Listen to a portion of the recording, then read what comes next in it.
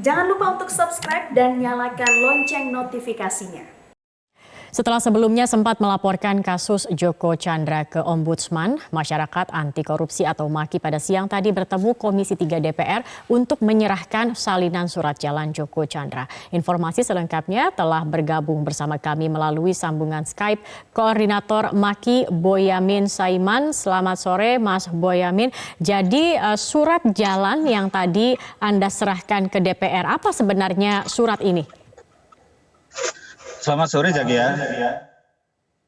Jadi kalau pengertiannya kita kan kadang-kadang bikin surat jalan juga untuk teman-teman saya karena ini corona. Nah tiba-tiba kemarin pagi saya dapat surat jalan Joko Chandra.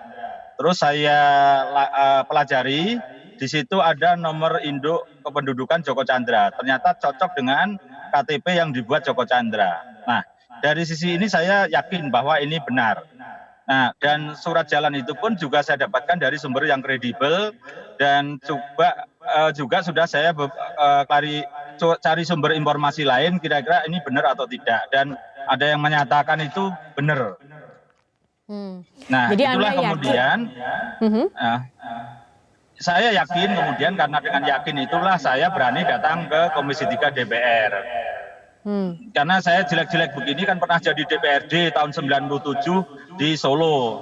Jadi kalau saya ini tidak kuat, tidak valid, saya tidak berani datang ke DPR, ke Komisi 3. Jadi inilah pertaruhan saya, juga kredibilitas saya di depan teman-teman Komisi 3. Karena sebagian besar saya kenal, bahkan Pak Arsul Sani itu sudah lama kenal, bergerak di bidang penegakan hukum. Terus jadi Pak ini Sarifudin Suding itu sering, ada oknum petugas yang memberikan surat atau kopi surat ini kepada Anda, atau Anda yang meminta? Inisiatifnya datang dari mana ini, Pak?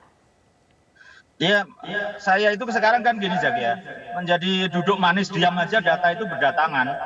Sejak hadiah handphone iPhone 11 untuk Nur Hadi dulu, kan nomor HP saya itu kan seperti on 24 jam dan banyak data masuk macam-macam dari daerah juga. Nah itu juga masuk ke saya surat jalan itu.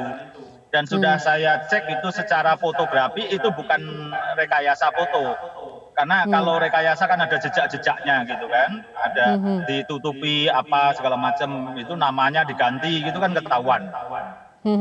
Nah, ini dari instansi pemerintah mana yang memberikan surat atau kopi surat ini kepada Anda?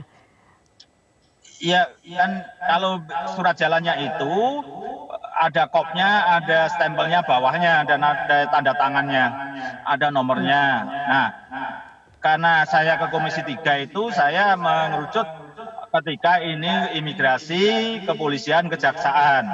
Tapi saya pastikan itu bukan produk dari imigrasi. Baik, tadi ketika Anda bertemu dengan Komisi 3, apa saja yang bicarakan dan juga kemudian bagaimana hasilnya?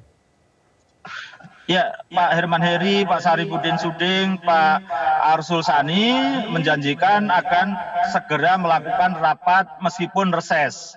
Nah, ketika ini reses rapat ini kan berarti urgen, dan saya cukup gembira karena memang ini menjadi concern kita semua untuk penegakan hukum, tidak hanya tajam ke bawah, tumpul ke atas, dan terhadap koruptor pun menjadi perhatian semua, dan DPR nampaknya dalam hal ini mewakili kepentingan masyarakat untuk geram terhadap koruptor. Oke, baik. Artinya Anda dengan adanya surat ini Anda melihat bahwa ada oknum aparat negara yang membantu Joko Chandra begitu selama ia berada di Indonesia? Iya, kan ini masa corona.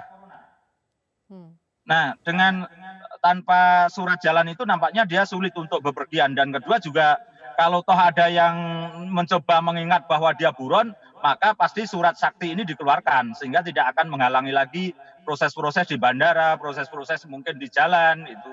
Karena ini lintas dari Jakarta ke Pontianak dan memasuki negara Malaysia ini kan bisa lewat pos batas lintas Entikong atau mana jalan tikus kan itu. Jadi nampaknya ini betul-betul disiapkan dengan sangat sempurna untuk pergerakan Joko Chandra di Indonesia.